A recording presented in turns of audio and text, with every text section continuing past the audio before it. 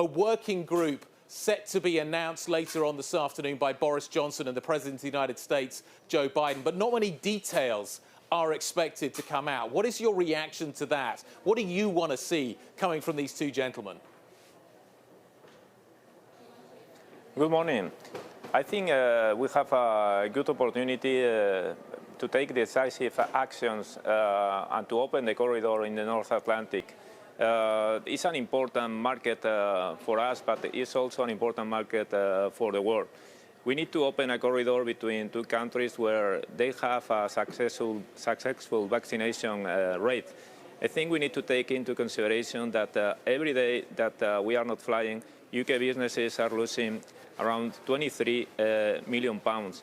So it doesn't make any sense not to take decisions based in scientific data and to take a risk-based approach. In terms of your planning, when do you think that is going to happen? When do you think we are going to see some progress being made? We consider that right now the situation that we have between both countries allow to travel. I think vaccinated people, they can travel freely. We don't see why do we have to have restrictions between US and UK.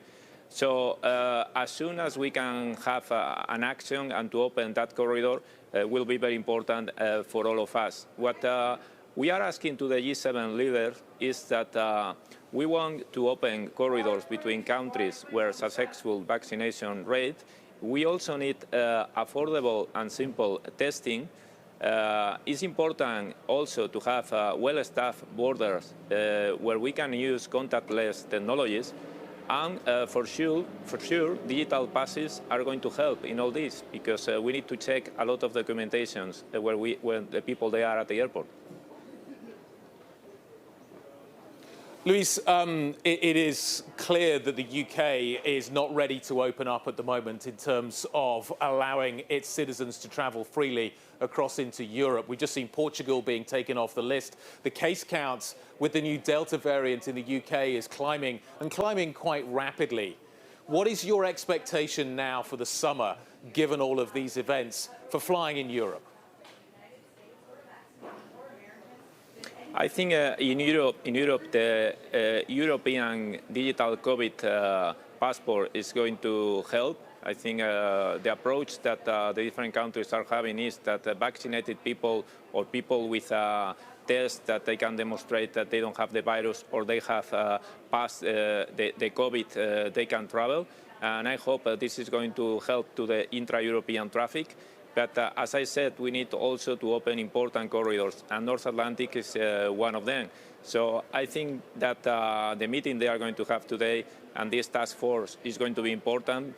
It's only a first step, but we still have an opportunity to save the summer, and it's an opportunity also to restart a UK economy, to protect jobs, to connect people, because we have some people that for more than 1 year they are waiting to see their family. Mr. Gallego, let's talk a little bit about sustainability and also your own resources. Clearly, the airline sector is highly stressed at the moment from a financial point of view. Can you deliver on what you think needs to happen in terms of making the transition for the airline sector, given the financial fragility that currently exists? Yes, sustainability has been key for us. IAG, we were the first international airlines group that we made the commitment to reach to 2050 with net zero CO2 emissions. And after the COVID, we maintained that commitment. Last 22nd of April, we said also that in 2030, 10% of our flights will be powered by sustainable aviation fuel. We are investing $400 million also to develop sustainable aviation fuel.